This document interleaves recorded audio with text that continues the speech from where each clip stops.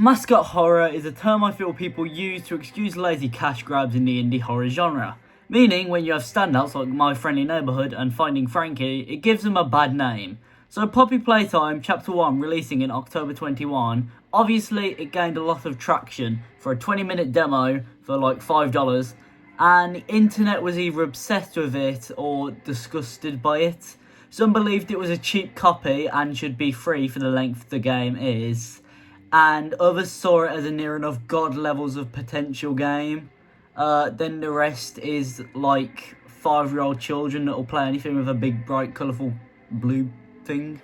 So then, like 2 years later, we have Poppy Playtime Chapter 3, which had more and more news being shown over time, and then we get to see this image of Huggy Wuggy's head ripped off on a pike, like a Shakespeare play, and I knew, okay, they're not messing around anymore. The stage was set and the game was released to overwhelming success. Everyone's faith in Poppy Playtime was restored and has even motivated other game series to attempt to make their game scarier. Keyword is attempt. What this game pulls off for an indie horror shows that someone in the industry actually has enough of a spine to show a full factory being killed, albeit in 3 FPS really brutally, and show an actual cadaver in a prototype shrine. And by shrine I mean gigantic pile of murdered toys.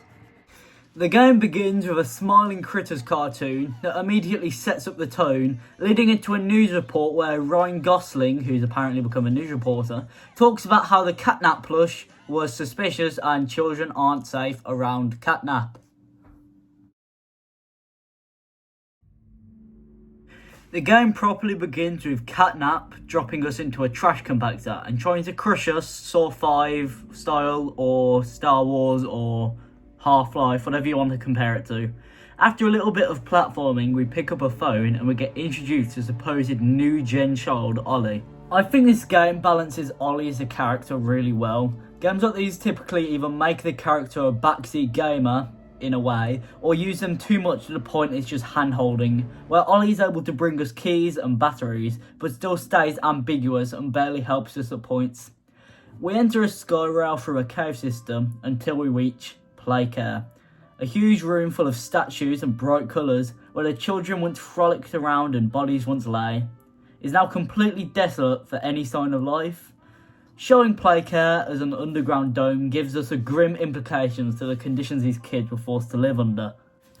We are told to go to the gas production zone, and we find out what the new puzzles are like. Call me sad, but I think most of these puzzles are what makes Poppy Playtime fun and unique, gameplay wise, whereas you not just picking stuff up or pushing E to turn on the generator, also doing both. Chapter 3 does it best. Unfortunately, someone says, what if you wanted to go to heaven but God said, and cuts the power to the entire Playcare system, meaning we're going to have to go to every location one by one and connect to the power to the Playcare. Ooh, put me on the mic. Ollie tells us to start at Home Sweet Home, and on the way there we see that the power goes off in the Playcare. It means the entire room goes pitch black, showing how the entire area, and more importantly, the children's only light source, were floodlights at the top of the Playcare. Upon entering Home Sweet Home, we're exposed to Catnap's red gas, in which we lose our grab packs and things start to get very uncanny valley, showing tapes about a young boy's mangled corpse being left outside the dead Elliot Ludwig's house. We reach a phone call and Ollie tells us we need to run. Now that we know we aren't alone, the tension rapidly increases, like seeing a Catnap on the other side of the room, one step ahead of you at each time. It all concludes at the end with a hospital room with a VHS player. Putting it in, we are greeted as if we are a new employee, until the tape directly greets you and starts talking about how we've come back to a world that the monsters own. You could say a world that's theirs now.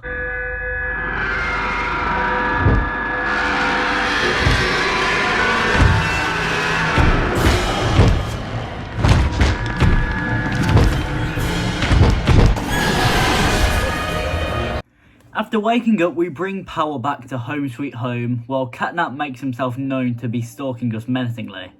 After exiting Home Sweet Home, we get Down Mr. President by this goofy little guy. Poppy's also here, I guess.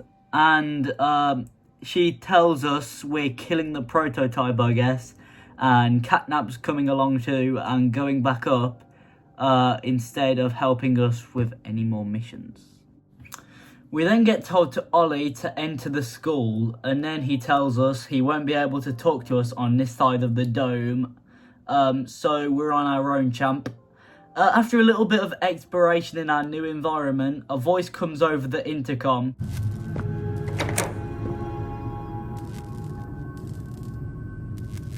This is Mr. Light speaking. Please excuse the interruption. Students, remain in your seat until the bell has rung. And no going in the halls without a hall pass. When we finally turn on the generator, she comes out and breaks it. I don't really think it does anything, but whatever. This is Mr. Light. When you first see her from a distance, her design is cool enough, I guess. But when you get closer to see her jump scare, you'll notice she's like a doll with cracked porcelain with flesh breaking through. Most likely from her fellow teachers fighting back. Also, a little fun fact about her, she is a cannibal who ate her fellow teachers to survive. I think out of all the games and mediums in general, Mr. Light is one of the best. It is able to create intense and genuinely fun gameplay segments, and does it much better than other games. The main things I can really think of at the moment is Security Breach with the endoskeletons, and Dark Deception with the Gold Watchers. Because it takes like 5 of the character to create fear, where Poppy Playtime only needs 1.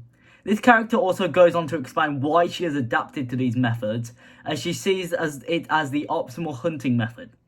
We can see our footsteps delay as well when we turn around, meaning even if you do turn around, it does catch her off guard, which is a pretty unique way to show the character. The AI for this character is also incredibly smart. She will cut you off when she gets the chance by kicking down doors. After a really intense part of the game though, we harshly punctuate her character with a garage or something door after she either slips on a banana peel or does a really funny combat dive to get in. One final thing to say is if we go back from leaving the room and we go back to where Mr. Light died, she is not there anymore. It could be a multiple of reasons, but my main guess is the prototype took it. Also kind of a creepy idea that he's right on our track the entire game. There is a bit of a problem though. Our exit out of the school is now blocked off, so our best way back to the playcare is through the playhouse. Something Ollie was extremely opposed to earlier in the chapter. Immediately presenting this place we are forced to go through as extremely dangerous. But on the way, we can go for a little sightseeing. Oh, this one looks interesting. The shrine. Huh. Is that a human skeleton? Throughout the series, we've seen gore of my favourite Poppy toys, but never shown any type of people being actually gone to sleep forever. This seals the game as one of the darkest and most ambitious horror games released in the mascot horror genre. Just making that clear because there is a lot worse in other games. Gosh, that shrine thing was sure a bit messed up. Now I'm glad all the horrific gruesome imagery is gone for the chapter. Now to get to that playhouse. We get given a flare gun from Fortnite or something, and we get told to shoot the little small smiling critter gremlin thing surrounding us very quickly, or else they'll kill us. After exploring the little jungle gym area, we enter a small little prison area containing a large amount of weirdly bigger body smiling critter sized cages. We meet Dog Day, who's been ripped in half like he met the femur breaker after he went against the prototype. It is also a very disgusting sight. There's like a massive belt around his chest, just barely holding his vital organs in his body. This may also be me overthinking a little bit, but in a recent tweet, Mob Games made a comment saying Dog Day was loyal to the prototype, but wait, suggesting my guy Dog Day was living a double life. In a tape at the end of the playhouse, you can also hear Dog Day's legs hit the floor when he's screaming in excruciating agony. Lanky box, where you at? All the tiny little smiling critters gremlins from earlier crawl into Dog Day's body through his big belly, mouth and even eyes, and take control of him while he's begging for us to run away in his final breaths. Honestly though, I think this is a bit better than the Betty Spaghetti chase, but not as good as the Huggy Wuggy chase. Mainly because in this one it takes a lot of guessing where to go and a lot of trial and error. And if you take the wrong path, it's extremely unforgiving. The Huggy Chase is twisty and compact, but still makes it obvious where you need to go and what you need to do. And every time they try to copy it, it feels a bit contrived and can be good, but not great. The final place we have to go to is the councillor's office, or courthouse, whatever you want to call it. And honestly, this is probably the weakest of all the places we go through. Besides, sure, there are a few little moments of Catnap following us around, and a morbid tape of two parents wanting to adopt a child, but the head of Playcare says unfortunately the child is in testing, whatever that means. They both become aggressive, fairly enough, after finding out the child they made a connection with was currently being experimented on. So yeah, reasonable crash out all around. But other than that, the horror takes a massive backseat to focus on gameplay and puzzles, and people can get very annoyed at them really quickly, or is just dead ass stupid, but they can get bored very quickly. After a few puzzles and wading through gas, we turn on the generator and get the heck out of here.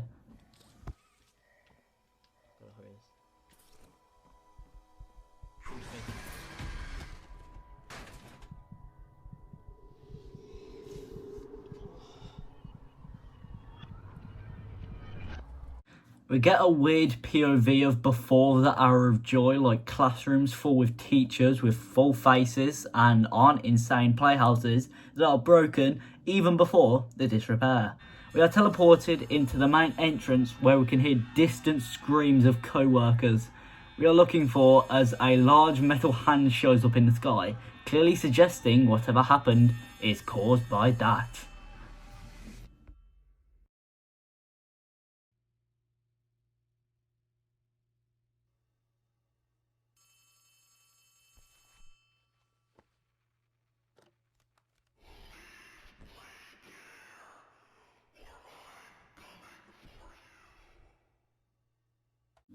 We are then tasked with bringing power from the councillor's office and the little poppy door, I guess, to the gas room underneath the statue.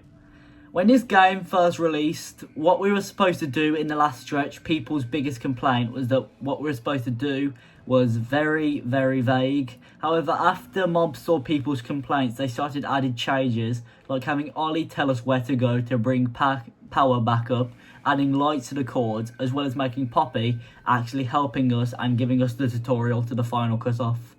And after all of this, we finally get the battery needed to restore power to the gas production zone, but before we can do so, Catnap uses the gas and transforms into a horrific monster with a massive mouth that looks like Sensei Wu goatee. Originally, he was going to have human skulls and bones morphed into his skin. I do wish we got this, but I understand why they didn't. It would most likely have ban levels of polygons, but the final design looks cool enough as it is, so I'm fine with it. And now for the most decisive part of the chapter. We are stuck in a small square box. Our job is to power up an electrical charge powerful enough to shock Catnap to death. We have to power steam walls that burn Catnap, I guess, stopping him from coming in. In 4 quarters of the section, we have to add a new battery. I honestly really like this part of the game, but I can sort of see where the hate is coming from. People say it gets really repetitive and it's trying to copy FNAF, but like that is kind of what I like about it in a weird sort of way. Every single time it's taking something away from you as you're getting more and more comfortable into the environment. It's changing something that makes it harder that you're going to have to adapt to if you're going to survive, which I really like. And as the time kicks on, you have to get rid of more and more stuff, making you more and more vulnerable to Catnap. And after the green thing gets fully charged up, Catnap enters the room.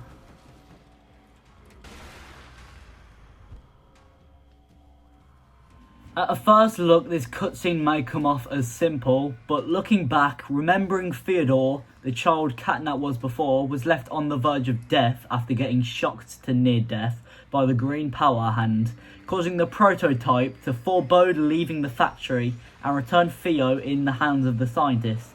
If you didn't know, Theo is short for Theodore, the more you know. Then link back to this cutscene. We see Catnap get electrocuted, which he sets himself on fire with his own gas, leaving him on the verge of death again, in which the prototype enters again through the roof, he didn't do that last time, of the room, with Heavenly Light having to save Catnap. But both characters understand that Catnap failed the prototype once again. The Heavenly Light also suggests that Catnap sees himself being killed by the prototype as being set free to the heavens after all the torment the scientists put him through. It sounds like I'm doing another English literature reading, god damn it. We return to the gas production zone and finally move the gas to the right side to get underground. But before we can, Poppy has one more show for us.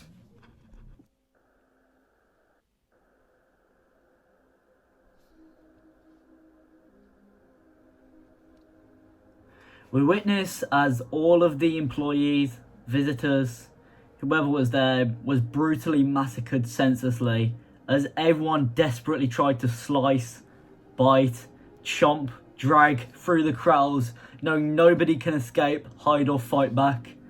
As we know, most of, if not all, the staff were killed.